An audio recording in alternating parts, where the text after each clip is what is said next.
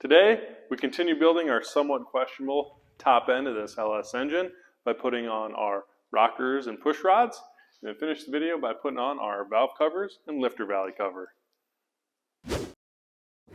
Step 1, lubricate the lower tip of the push rod, slide it into place. Be sure that it inserts all the way into the lifter plunger. For the time being, do not lubricate the upper tip. This one, that's not making it back in the engine. That's supposed to look nice, round, and smooth.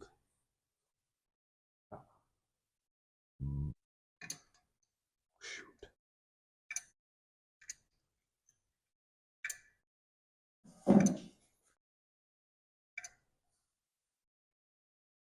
Next, lay the rocker stands in place. You thirsty? Next, we'll submerge the rockers in engine oil to ensure the internal bearings are lubed. We soak it and then we put a little bit extra right here. Oh yeah. Gotta put that tough stuff. As we throw these rockers on here, I would recommend doing one from each end to begin with to ensure that your rocker tray is positioned where it needs to be. The tightening procedure we'll use for our rockers can be used for any size cam because it ensures that there's no load on the rocker when torquing down.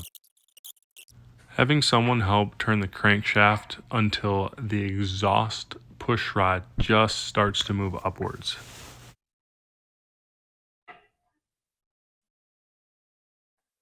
Stop. Now we tighten it. No, you tighten this one. Really? Yeah, because now this one's going down, so you know that this one's down all the way. I don't know what you're talking about. It makes easy sense. There she is. Continue holding tension on the exhaust push rod. Have your assistant turn the crank until the newly installed intake rocker rotates the intake valve open and then almost completely closed. Then install the exhaust. You got it, boss. Okay, intake's going up, and you want it to almost be completely closed. Yep. Right there. It is completely closed. All right, rinse and repeat, buddy. Definitely not up anymore. Oh. Go back a little bit. Yeah, there we go. Now we can do this one. That one's right. All right, buddy. Or no, we wait for that one to open and then just shut. Yeah. There it goes.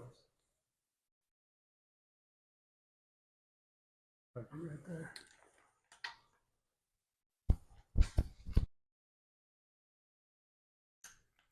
There we go.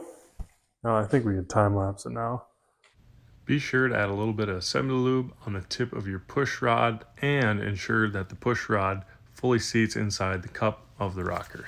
This engine's going into our cab swap project where we're taking a 48 Dodge grain truck cab and swapping it onto a modern chassis. Click the link in the upper right for more of that content. Next, we're going to work on our valve covers. This gasket can be a little tricky. Once we got it in, we had a little extra slack on the gasket so it wouldn't actually fully seat. So you may just have to work it around to take up that slack. It takes a little bit of time, but once you get it right, they work pretty good.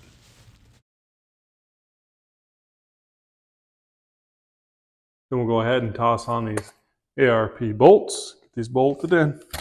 Here, I was showing you guys some thermostat and water pump bolts. These are the valve cover bolts.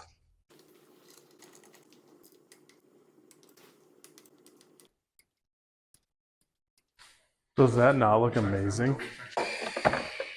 If you want to see how we painted that wrinkle paint on those valve covers, you can click the link to the video in the upper right.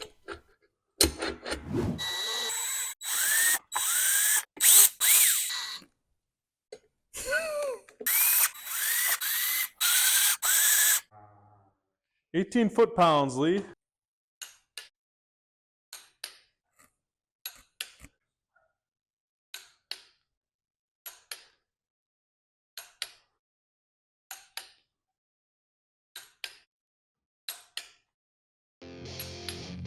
If you want to follow this engine rebuild, make sure you click that like and subscribe button and turn on notifications so you don't miss our weekly episodes. Thanks for tuning in to the Roy Garage.